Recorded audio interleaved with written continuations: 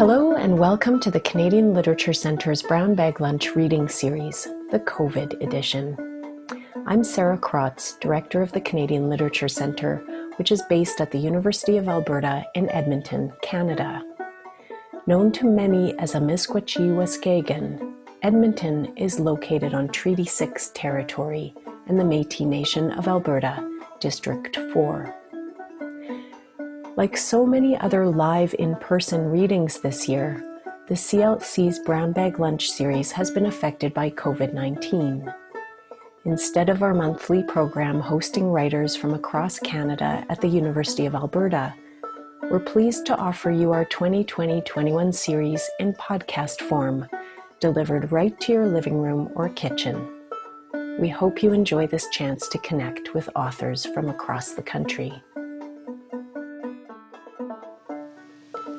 Our first podcast of 2021 features the University of Alberta's writer-in-residence, the widely celebrated writer and artist, J.R. Carpenter.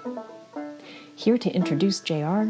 and the writer-in-residence program is the acclaimed Métis poet and Associate Professor of English and Film Studies, Marilyn Dumont. Welcome, Marilyn and J.R.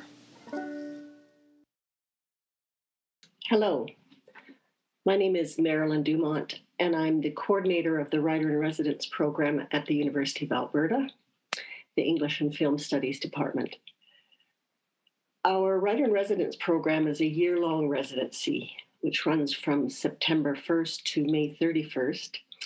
And for the last 40 years, it has brought acclaimed writers from across Canada to Edmonton.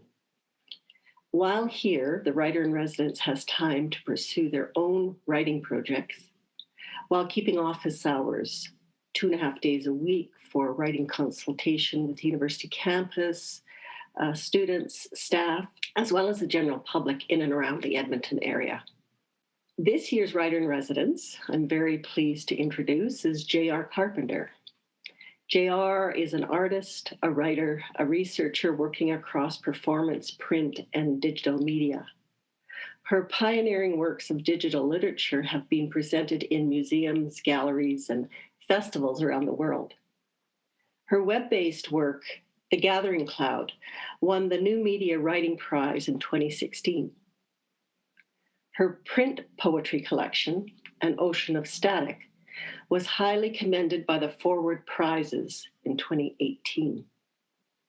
Her most recent collection, This is a Picture of Wind, was named one of the best books of 2020 by The Guardian. And most recently, she has worked with our previous writer-in-residence, Darren Hagen, Edmonton writer. J.R. and Darren Hagen have put together a beautiful audio piece that I encourage you to listen to on the English and Film Studies website. And it's called Saskatchewan CP, a beautiful audio piece. So without further ado, please welcome J.R. Carpenter, the 2020 University of Alberta Writer-in-Residence.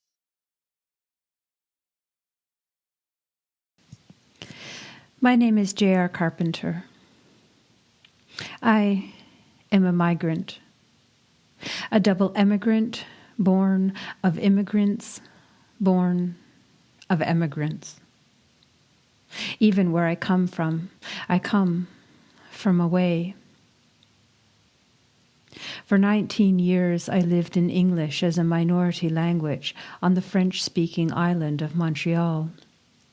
In 2009, I emigrated to the island of England, where my English will forever mark me as a foreigner. Questions of place, displacement, migration, and climate change have long pervaded my writing. Questions which are mostly unanswerable. Questions which I try to answer anyway, because speaking about the unspeakable with someone comes as a relief. I am speaking to you today from the banks of Saskatchewan CP in Treaty 6 territory, where I am currently a curious and grateful visitor. I'm going to read 3 pieces, each of which explores some aspect of colonialism and climate change through the appropriation of found texts and data sets.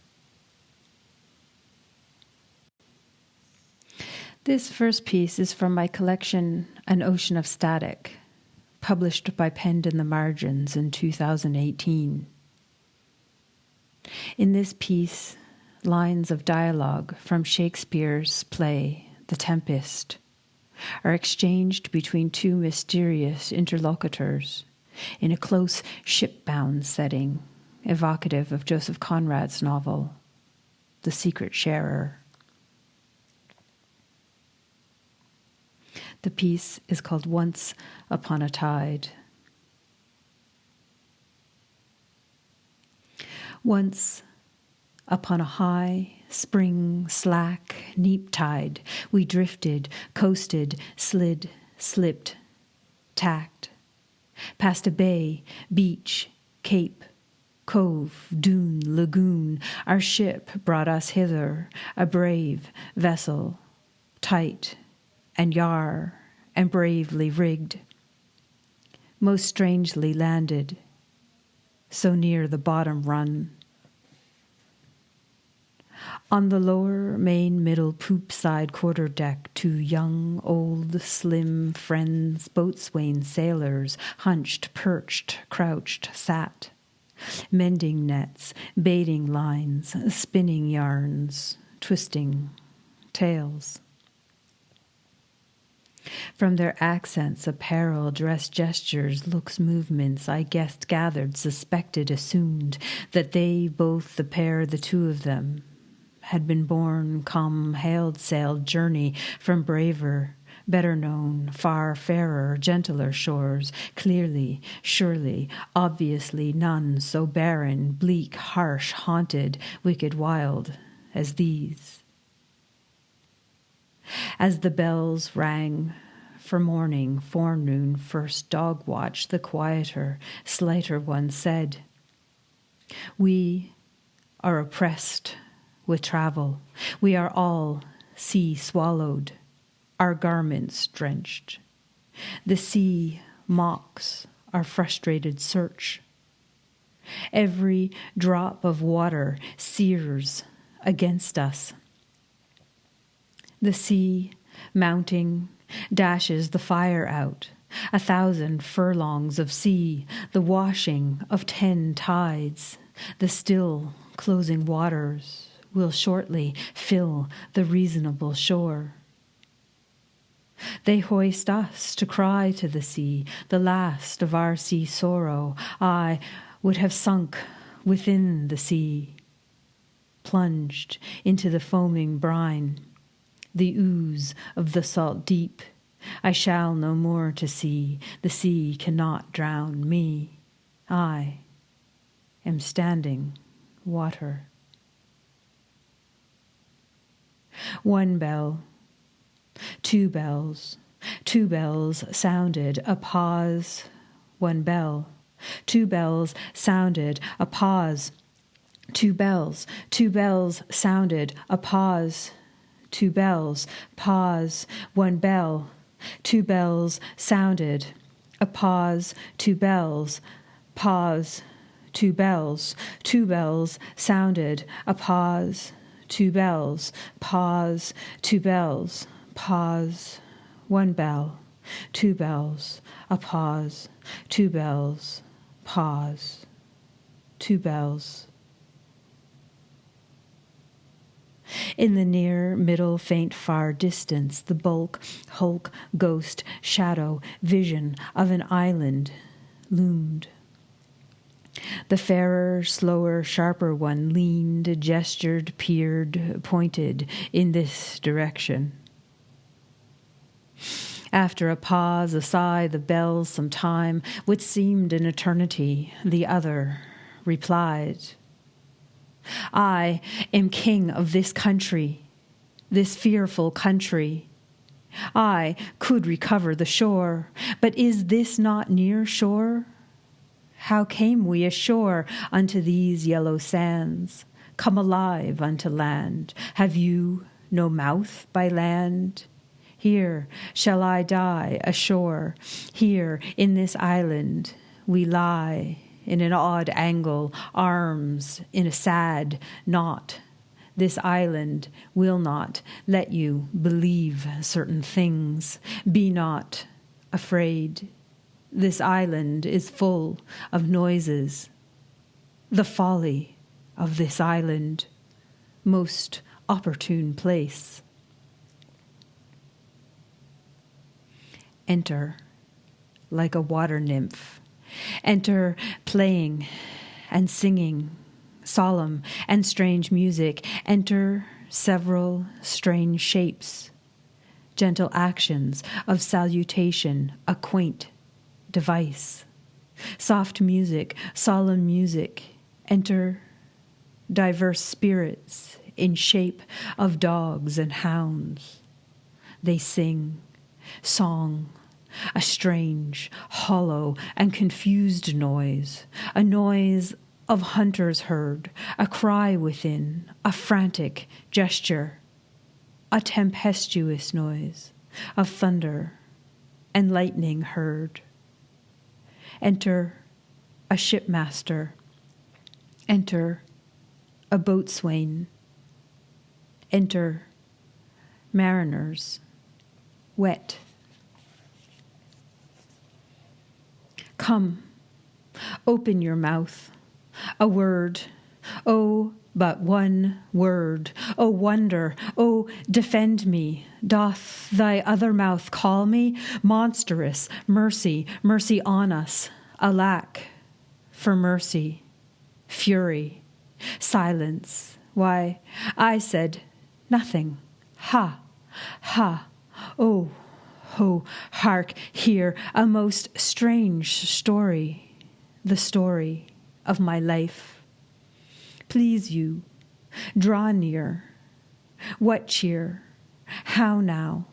All lost, away, the leaner, meaner, stronger one croaked, spoked, whispered, exclaimed. Would you that soon the flush half-hurricane deck be standing, drowning, drenched in cold mist magic? The strangeness of this business. These are not natural events. I raised the tempest. I called forth the mutinous winds. I bedimmed the noontide sun. I put the wild waters in this roar. A plague upon this howling. Oh, the dreadful thunderclaps, the fire and cracks of sulphurous roaring. Run upon the sharp wind, wound the wind, a mind to sink. It is foul weather in us all. The sea sorrow, mist, tempest by that island hour, tide, time, watch, was certainly, clearly, unquestionably uncommon, unnatural, unsettled, grim. But was that any help, use, that kind, sort, type of answer?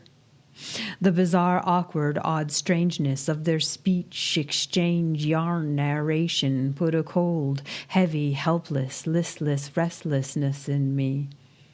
In the foul, frigid, humid, heavy salt air, a bolt rope, cable, cuddy lamp, riding light, lantern, creaked, groaned, swayed, listed, under cover of canvas, murk, shadow shelter.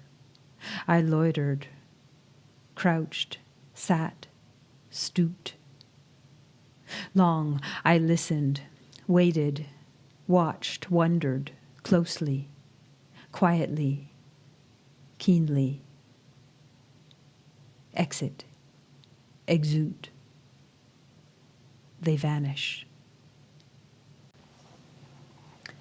This next piece is from my collection. This is a picture of wind, published by Longbarrow Press in June 2020. In this piece, I pillage my own archive of weather writing accumulated over a 7-year period in an attempt to come to terms with the effect of climate change on an adopted landscape, a place at once familiar and strange. April. A walk through the wood. A carpet of bluebells unfolds. Memories of ferns unfurl. A feast of wild garlic keeps pace along the path, and by the South Quay, sea beat aplenty. Green shoots through the vineyard, pale before the blaze beyond. The brilliant copper beach leaves fresh red sequins dance in bright sun. May. The weather is green.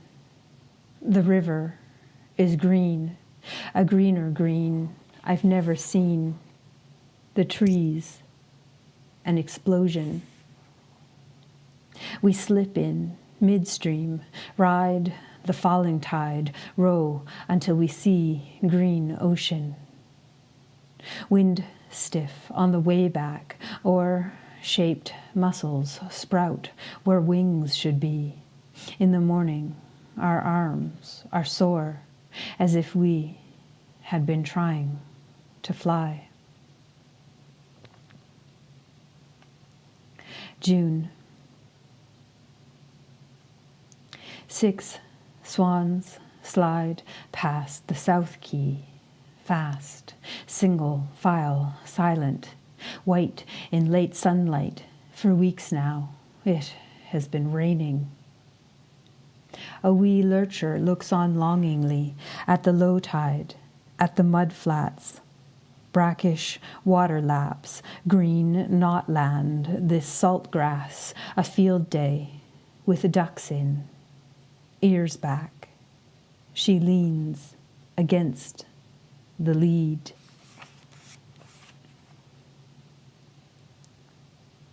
July.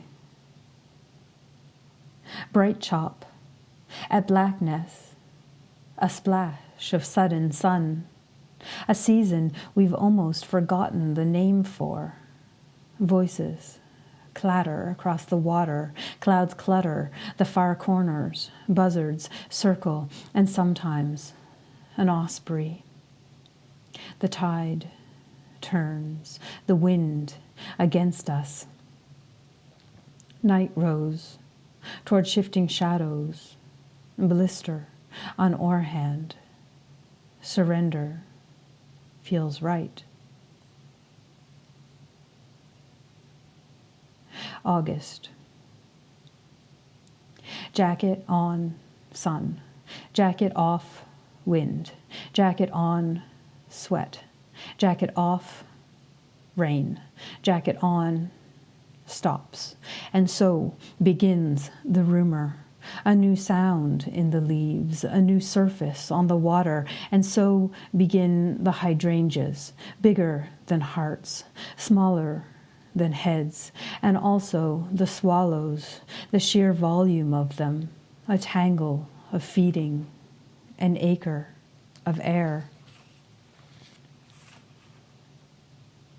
September, late summer thunder, heat rising out of nowhere, elegiac, but we'll take it on a long walk. Blackberries in dense bramble, blackthorn ripening slow, black blankets of rooks airing out over the wood. The sun sets as if it means it. A sudden squall for all puts the wind in window. The shivering way we brace and say, autumnal.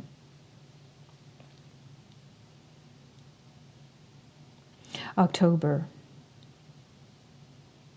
A gruesome night, bucketing down, an extra anchor down, lest the bed slip its moorings.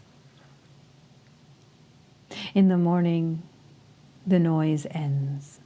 Dense mist hugs the river bends. 2 crews of 8 scull past, scoring dark water. Through wet light, bird sound before sight, an arrow of geese rises, a greater than sign in the sky. November. The sound of light rockets through night. Fire works its way down the bank, red and orange, leaves by way of water, gold teeth glint in the wood, till the wind smashes them. The high wind, the round hills will always make room for. Frost shapes the long shade. Soft absences where in the night large beasts were sleeping. December. A drive through Somerset. Swans dog-ear far corners of rain-drenched fields. We call on Michael and Yuta. They give us a bag of English walnuts. Just that, a brown paper bag full of fresh windfall they'd collected all autumn. Outside, bits of dried grass and soil clinging black. Inside, the whiteness of the wet nut, startling. Here's a trick. Place the seam of a walnut on a table under the middle joint of the first finger of your right hand. With your left hand, make a fist. Bring it down, not too hard. The shell cracks with a pleasing thwack. The smaller-handed among us delight. January. The river Parrot bursts its banks. Michael and Yuta's house floods. For the first time in ever, we see it in the paper, a picture of the most cheerful man we know, his face a shattered shell. He stands in hip waders in the kitchen, at the high water mark, on the wall behind him. He will not look. February. It's still raining. It has always rained. We are silt dwellers, tide chasers, puddles, floods, mud. The river runs brown, topsoil down and out to the sea. From a fir erupts a murmur of starlings. By fir, I also mean fur. A pelt of needles, hackles, raised. Storm force 10 at the river mouth. The scale goes up to 12. After that, the sky breaks. The fir comes down and takes 2 eucalyptus with it. March. This morning, a forester shimmies up the copper beach. All day, a chainsaw, trimming branches, weather weakened, opening huge holes in the blue. This is a picture of wind.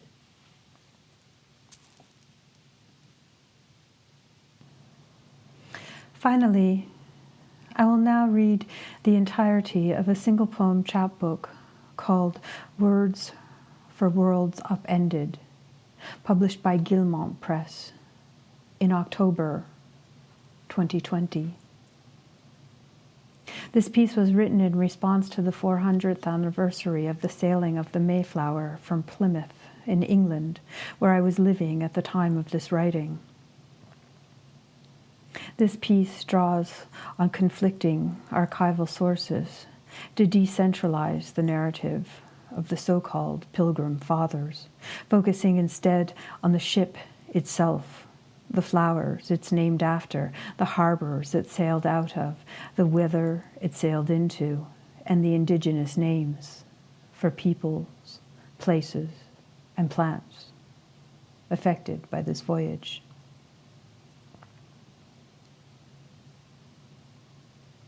Words for worlds upended. A seed may germinate, sprout, shoot, stem, and soon be leaf. From what does a ship spring? What plans, what sails, what sewn, what seeds, what cloth, what weave? What ribs, what trees, what hills, what wind, what rain, what woods? Whose hands are these? Who cuts, who planes, who saws, who sews? The Mayflower is believed to have been built in Harwich. A passive voice denotes uncertainty, a large harbor created by a storm surge in the 12th century. A quirk of fate, a devouring wave, the mouth of an estuary, mutters merchants, utters captains, spits, ships. 26 ships of the same name graced the port books during King James' reign, a common name for a common flower, the hawthorn, possibly. Or consider the lily known in Latin as Convalliera of the valley, a Majalis of May. A symbol of spring for the Celts, the Picts, and the Romans.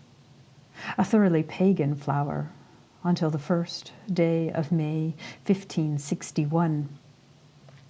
King Charles of France gave each lady in his court a small bouquet, a nosegay, of muguet, from the Old French, for musk scented.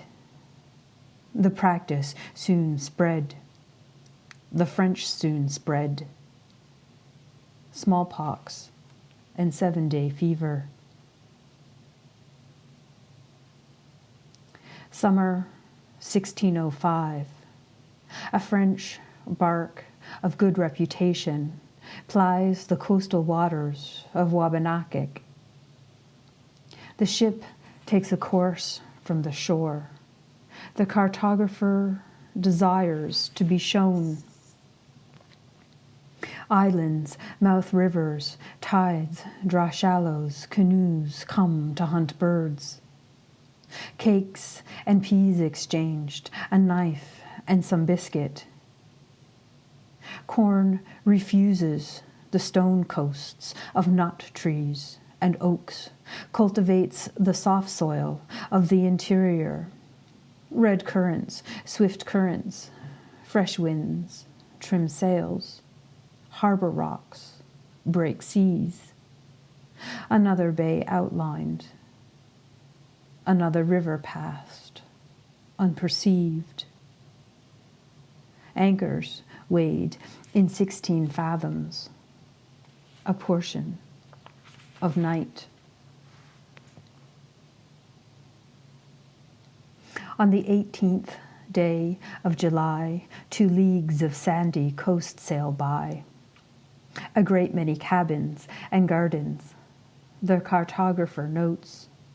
The wind being contrary, we entered a bay to await a time favorable for proceeding. Contrary to what?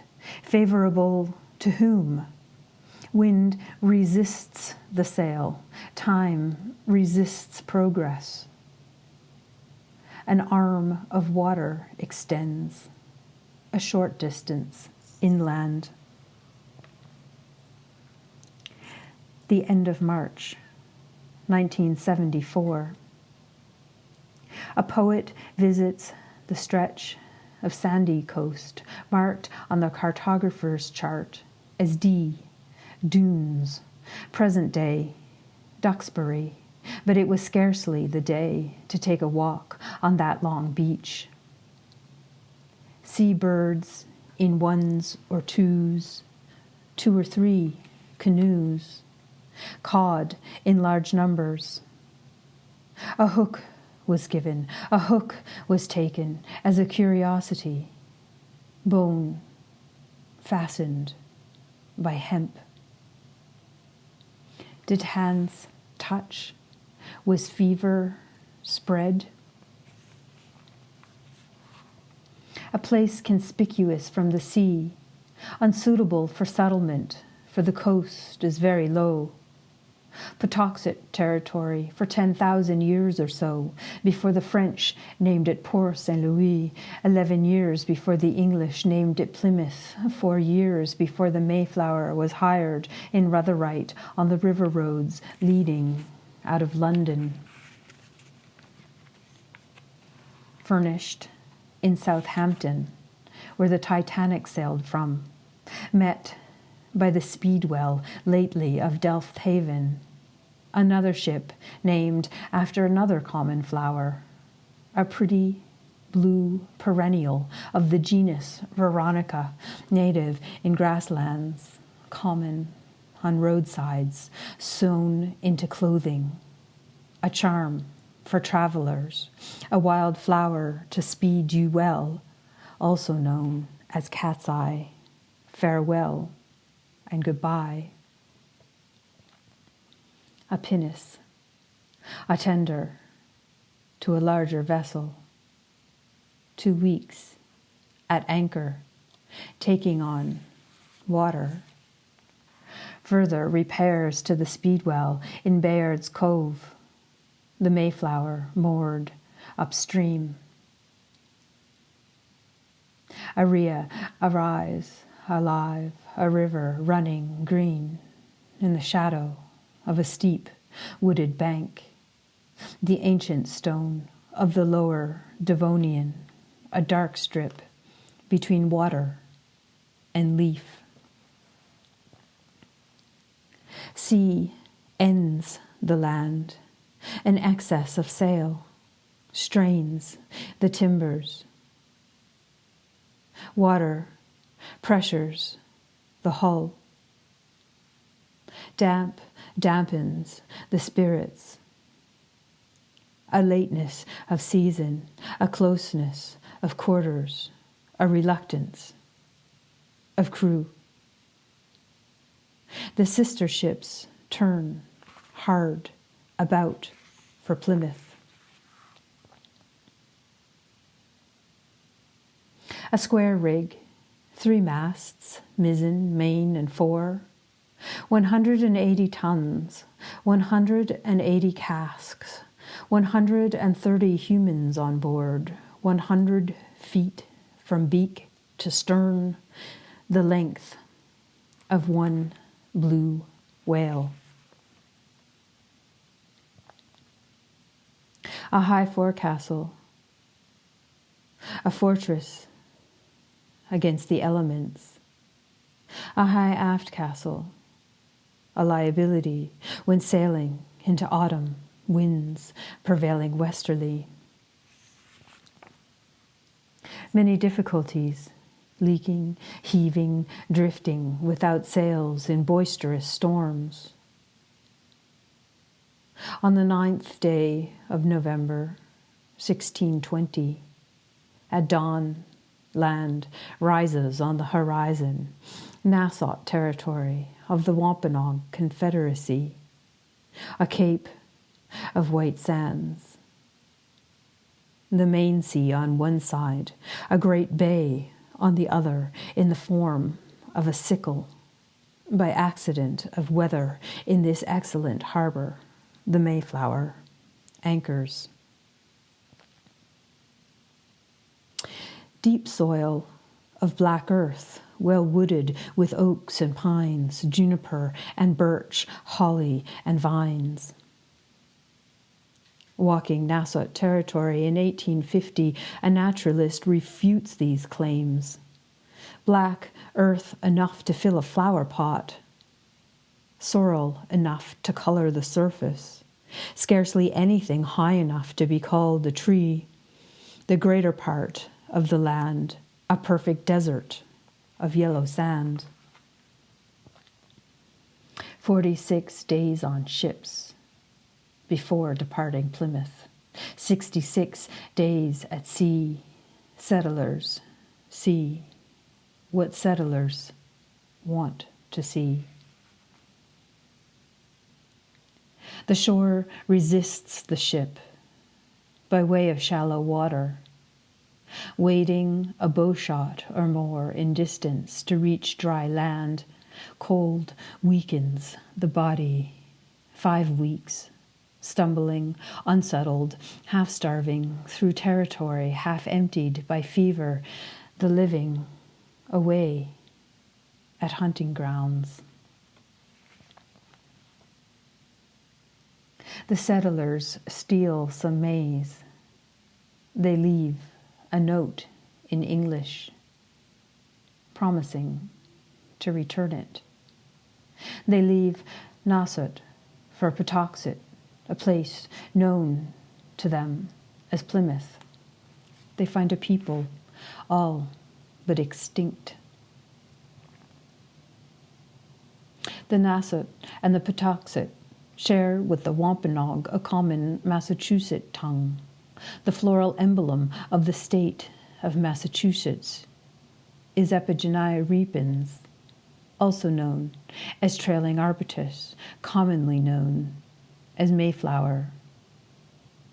A low, spreading plant, not known to grow in England, a creeping woodland shrub with an upward-facing flower, in no way resembling the densely crowned hawthorn shrub, which can grow to a height of 8 meters, or the downward dangling bell-shaped flower of the lily of the valley. There is no New England, only new names for harbors and bays, fish and maize, words for worlds upended.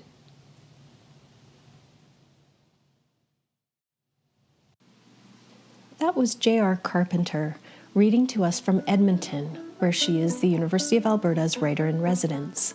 This podcast is the result of a partnership between the CLC and the Writer-in-Residence program.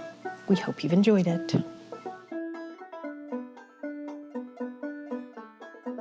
This has been an episode of the Canadian Literature Centre's Brown Bag Lunch podcast reading series, produced by Sarah Krotz, Austin Lee, and Matthew Cormier, edited by Claire Peters, music composed and performed by Bruce Ziff.